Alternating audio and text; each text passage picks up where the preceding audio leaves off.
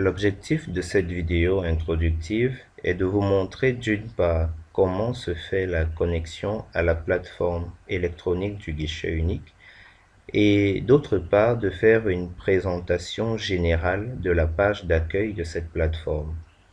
Pour commencer, lorsque vous accédez à l'écran de connexion de la plateforme du guichet unique, vous devez renseigner votre identifiant et votre mot de passe pour vous connecter. Une fois que vous cliquez sur le bouton Connecter et que les paramètres d'accès sont approuvés, vous accédez à l'écran d'accueil de la plateforme électronique du guichet unique. Cet écran peut être divisé principalement en deux blocs. Le premier bloc, le bloc central, présente, comme vous pouvez le noter, un ensemble de rectangles et à l'intérieur de ces différents rectangles, on peut retrouver des sortes de liens. Chacun de ces rectangles correspond à une procédure dématérialisée. Les liens à l'intérieur des rectangles correspondent quant à eux à des formulaires et le petit bouton à côté qui porte un chiffre vous donne une indication sur le nombre de tâches en attente d'une action de votre part. Pour être plus concret, si nous considérons par exemple ce rectangle, procédure déclaration d'importation, il s'agit précisément de la procédure dématérialisée d'obtention de la déclaration d'importation. Les formulaires, quant à eux, permettent d'exécuter des actions précises. Par exemple, ce formulaire, dont le code est DI07, vous permet d'initier précisément une demande de prorogation.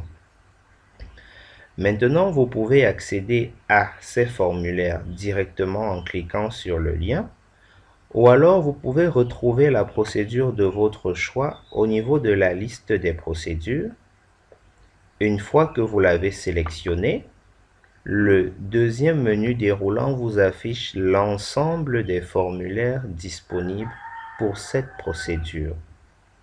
Et en cliquant sur le bouton « Accéder », vous accédez effectivement à ce formulaire.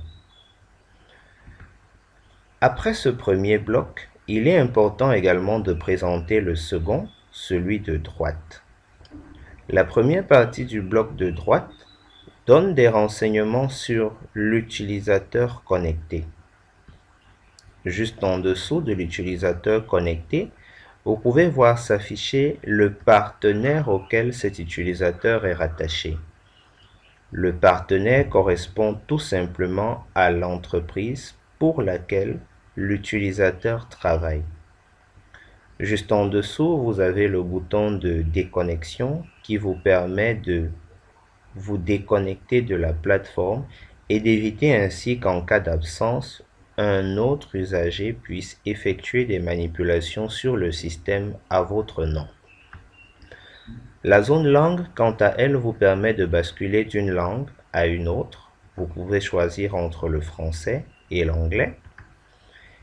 La zone de recherche, quant à elle, vous permet, juste sur la base d'un numéro de dossier que vous avez saisi, de retrouver exactement ce dossier-là et de pouvoir consulter son historique et voir exactement dans quel état il est.